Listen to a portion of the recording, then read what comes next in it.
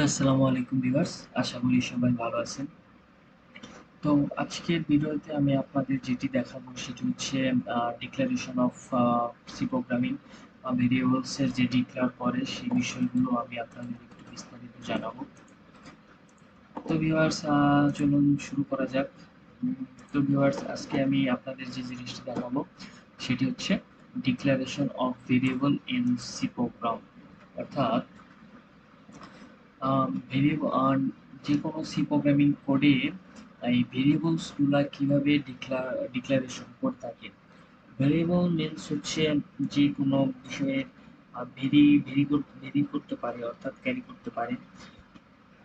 তো এখানে উম, এখানে আমরা দেখতে পাচ্ছি যে ডাটা টাইপস এর কিছু ভেরিয়েবলস এর নেম, যেমন ইন্টিজার এক্স, দেন ফ্লোট ওয়াই এবং ডবল এ আছে টং, অ্যান্ড দেন আছে হচ্ছে ক্যারেক্টার 3। তো ভিউয়ার্স এখানে যে বিষয়টি হচ্ছে ইন্টিজারে যে কোনো ভ্যালু ক্যারি করতে গেলে আমরা যে বিষয়টি দেখতে পাই সেটি হচ্ছে ইন্টিজার হচ্ছে যে কোনো নাম্বার বা নাম্বারিং, যে কোনো একটি সংখ্যা হতে পারে বা ন্যাচারাল নাম্বার হতে পারে। এই বিষয়গুলো যে ভ্যালু যে মানগুলো ক্যারি করে সেটি হচ্ছে এক্স, অর্থাৎ এক্স দিয়ে আমরা এখানে বুঝাচ্ছি। তো ভিউয়ার্স ধরেন এখানে আমি এক্স এর একটি মান দিয়ে দেব, এক্স ইকুয়াল টু 8। তো এখন এই যে x এর যে মানটি রয়েছে, x এর এই মানটি এখন এই ইন্টিজার x এর মধ্যে শো করবে। অর্থাৎ এখানে যে x এর মাঝখানে নিয়ে আসি। তো এখন এই যে x ইকুয়াল টু 8, এই যে মানটি রয়েছে এই মানটি এখন ইন্টিজার x এর মধ্যে শো করবে। তো এখন সাপোজ আমি এখানে x এর মান 8 না ধরে আমি এখন x এর মান ধরবো হচ্ছে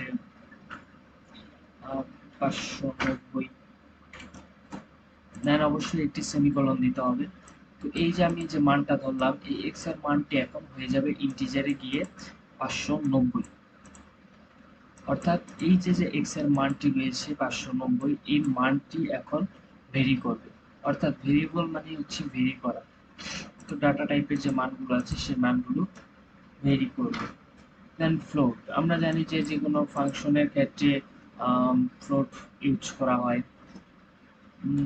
তো এখানে আমি যদি এখানে সাপোজ আমি এখানে y এর একটি মান দিয়ে দেব, y ইকুয়াল টু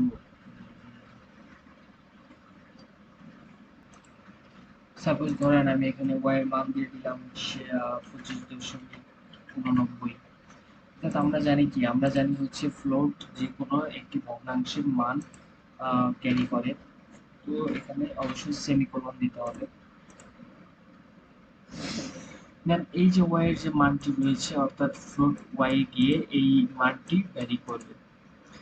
দেন আছে হচ্ছে ডবলে গিয়ে টং। তো ভিউয়ার্স এখানে আমরা যদি বিষয়টি দেখি, এখানে যদি আমরা ডবলে গিয়ে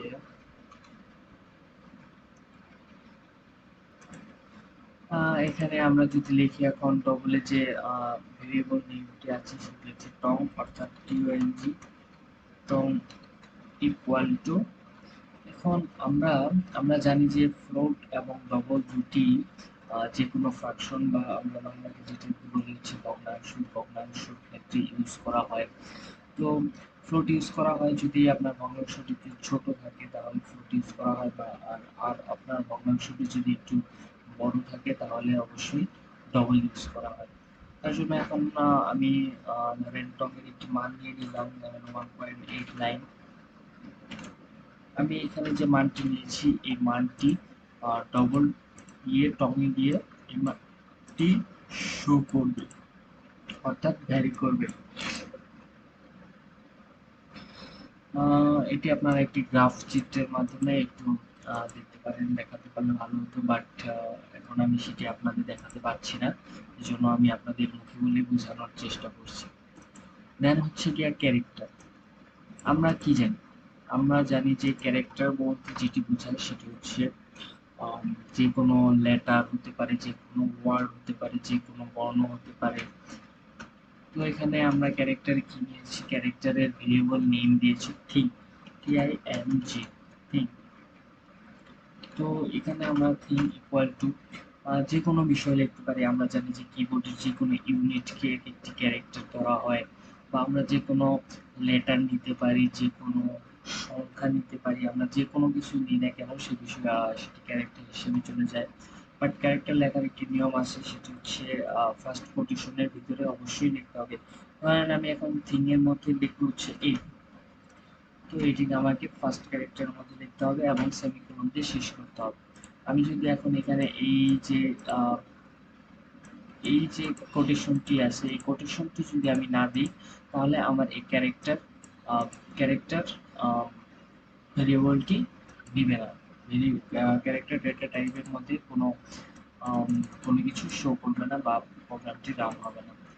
তো সাপোজ ধরেন এখন আমি হচ্ছে এই ক্যারেক্টারের মধ্যে প্লাস চিহ্ন বা মাইনাস চিহ্ন অথবা ডিভিশন চিহ্নগুলো নিতে চাই। Plus, minus, in in multiplication এবং ডিভিশন, এই চারটি বিষয় আমি নিতে চাই। তো তার জন্য আমাকে যে কাজটি করতে হবে, তো আমি এখানে থিমটা নিয়ে নিব। তো এটা আমি একটু এখানে কপি করে নিলাম। তো এখানে আমাকে কোটেশনের ভিতর যেহেতু রাখতে হবে, এর জন্য আমি এখান থেকে এটা কেটে দিলাম। Then এখানে প্লাস দিয়ে দিলাম,